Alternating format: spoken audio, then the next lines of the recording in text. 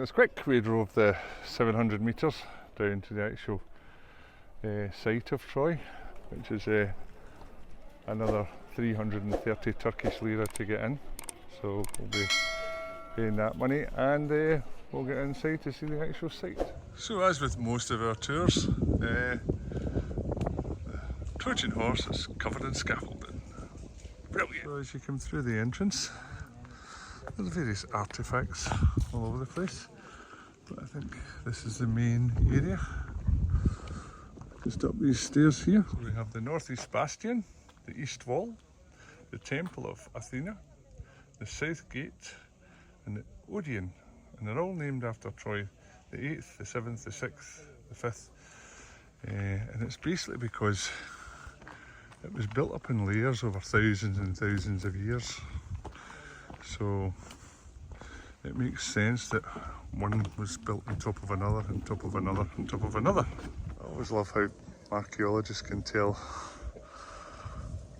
what a pile of rubble is and what it used to do, because you know it's thousands of years on and it just looks like a pile of rubble.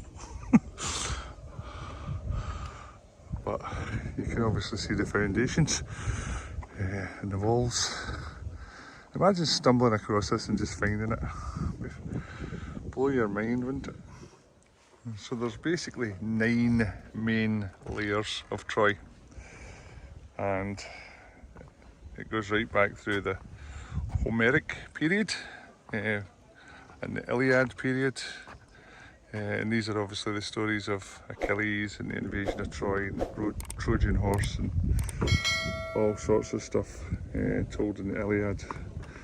So basically, yeah, it just goes on and on and on. Every time it was buried or burnt down, someone came back here and rebuilt on top of the foundations before. So when they started digging down, they found different periods and different finds from those periods, which sort of told them how many thousands of years down they were.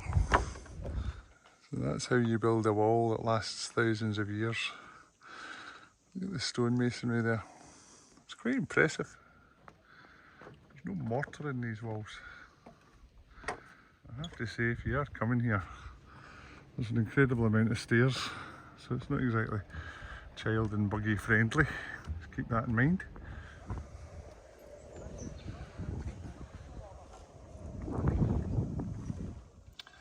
Hard to explain these, but basically that was the photograph in the 1890s, and they found a mound and they realised that something was underneath, but underneath goes through sort of like 3,000 years, and they found various different levels of Troy, from Troy 1 to Troy 9, and it was excavated over the last sort of 150 years to get as much information as they possibly could out of it.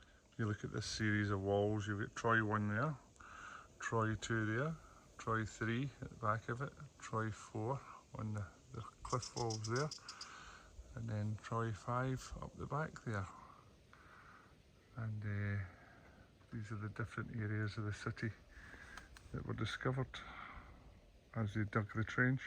So this is actually a restored ramp or entrance to the citadel. It's quite impressive. It's a very bright day, and this is what they think it might have looked like in its day.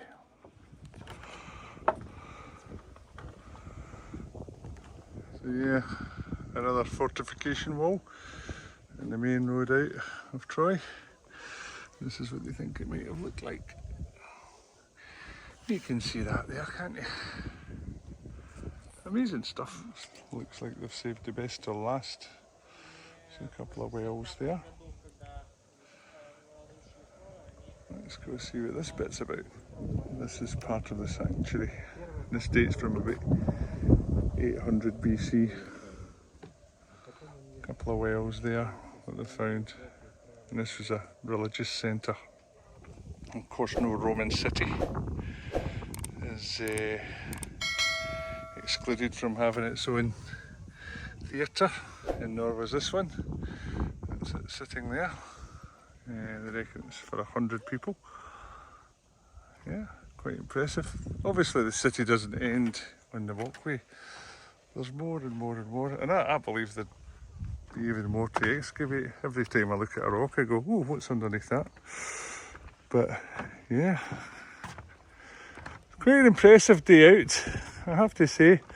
It's very hot today, 28 degrees here, so you're seeking shade, but very impressive sight.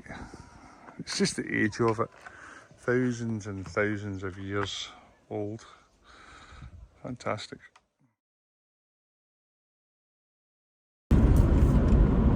Don't know if the camera's picking this up, but it's a bit of a metropolis, this place. Population of 15-16 million. We're about 16 kilometres out.